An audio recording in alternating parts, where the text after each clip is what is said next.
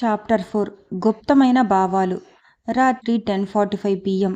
మేఘన office building నుంచి బయటకు వస్తుండగా ఒంటరిగా ఆటో వెతుకుతోంది. అకస్మాత్తుగా ఒక బ్లాక్ లగ్జరీ కారు ఆమె దగ్గర ఆగింది. విండో దిగ్గగా కార్తీక్, ఇంత రాత్రి ఒంటరిగా వెళ్ళటం సేఫ్ కాదు. నిన్ను ఇంటికి డ్రాప్ చేస్తాను. మేఘన అతని వైపు చూస్తుంది. అతని కళ్ళల్లో ఆందోళన దాగి ఉంది. ఆమె హెసిటేట్ చేసి చివరికి కారులో కూర్చుంటుంది. కారులో సంభాషణ. కారు స్టార్ట్ అయ్యేసరికి గాఢమైన నిశ్శబ్దం. మేఘన విండో వైపు చూస్తుంది. కార్తీక్ మాట్లాడతాడు.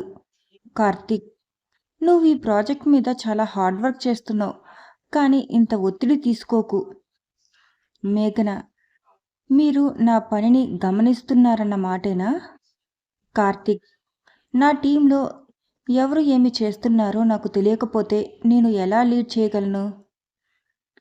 మేఘనకు అతని స్పష్టత మెచ్చుగా ఉంటుంది, కానీ ఆమె మౌనంగా ఉంటుంది. కార్తీక్, మేఘన, నువ్వు ఇంతకుముందు ఎప్పుడైనా హైదరాబాద్లో ఇతర ప్రాజెక్ట్స్ మీద పనిచేసావా? మేఘన, లేదు, ఇదే నా ఫస్ట్ మేజర్ ప్రాజెక్ట్. ఎందుకు? కార్తీక్ తల ఊపాడు. ఓహ్, నువ్వు ఎవరో గుర్తుకు వచ్చినట్టు ఉంది. మేఘనకు అతని మాటల్లో రహస్యం అనిపిస్తుంది. మేఘన ఇంటి ముందు కారు ఆగినప్పుడు కార్తీక్ అకస్మాత్తుగా అడుగుతాడు. కార్తీక్, నీ తల్లిదండ్రులు ఎక్కడ ఉన్నారు? నువ్వు ఇక్కడే పుట్టావా? మేఘన, అవును, నేను హైదరాబాద్లోనే పెరిగాను. మీరు ఎందుకు అడుగుతున్నారు? కార్తీక్, సరే, ఇంకేమీ లేదు, గుడ్ నైట్. మేఘన కారు దిగి తలుపు మూసుకుంటున్న కార్తీక్ వైపు చూస్తుంది. అతని ముఖంలో ఏదో బాధ, ఏదో చెప్పాలనుకుంటూ మౌనంగా ఉండిపోయినట్టు అనిపిస్తుంది. మేఘన ఇంటి వద్ద రహస్యం విప్పాడు.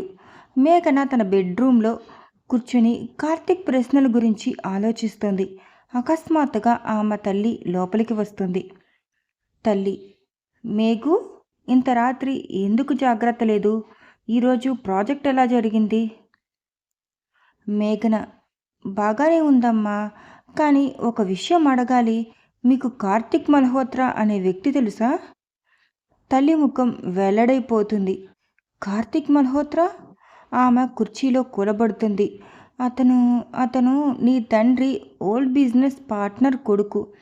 15 సంవత్సరాల క్రితం వారి కంపెనీలో ఒక పెద్ద ఫైనాన్షియల్ స్కాండల్ జరిగింది. నీ తండ్రి పేరు కలిపి మా కుటుంబం కష్టాల్లో పడింది. కార్తీక్ తండ్రి ఆ తర్వాత హార్ట్అటాక్తో మరణించాడు. మేఘన హృదయం దడక్కు మందసాగింది.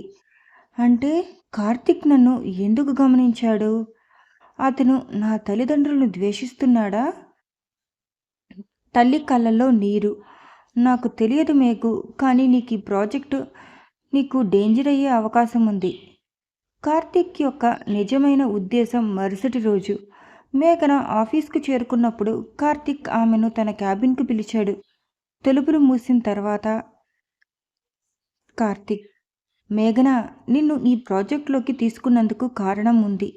నా తండ్రి మరణానికి నీ తండ్రి కారణమని నేను భావించాను, కానీ నీ పనిని చూస్తున్నప్పుడు నువ్వు అతని లాంటి వాడివి కాదని గ్రహించాను. మేఘన కళ్ళు విప్పు. అంటే ఇదంతా రివెంజ్ కోసమా? కార్తీక్, ఇప్పుడు కాదు. నువ్వు నీ టాలెంట్తో నా అభిప్రాయం మార్చావు, కానీ ఈ ప్రాజెక్ట్ నుంచి నువ్వు బయటకు వెళ్ళాలనుకుంటున్నావా? మేఘన ధైర్యంగా నిలబడుతుంది. లేదు, నేను నా పనితో నిలబడతాను.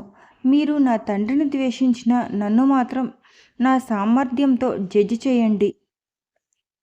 కార్తీక్ ఆమె కళ్ళల్లోని దృఢత్వం చూసి చిరునవ్వుతో తల ఊపాడు. గుడ్, ఈ ప్రాజెక్ట్లో నువ్వు ఇకపై నా శత్రువు కాదు, నా పార్ట్నర్. మేఘన ఇంటికి తిరిగి వచ్చినప్పుడు ఆమె ఫోన్ బజ్ అవుతుంది. ఒక అనామక మెసేజ్. జాగ్రత్త, కార్తీక్ నిన్ను ఉపయోగించుకుంటున్నాడు. నీ తల్లిదండ్రులు రహస్యాలు ఇంకా మిగిలి ఉన్నాయి. తదుపరి అధ్యాయంలో మేఘన ఈ మెసేజ్ ఎవరు పంపారు? కార్తీక్ నిజంగా ఆమెను మోసం చేస్తున్నాడా? తదుపరి ఎపిసోడ్లో తెలుసుకుందాం. Please like, share, comment and subscribe my channel.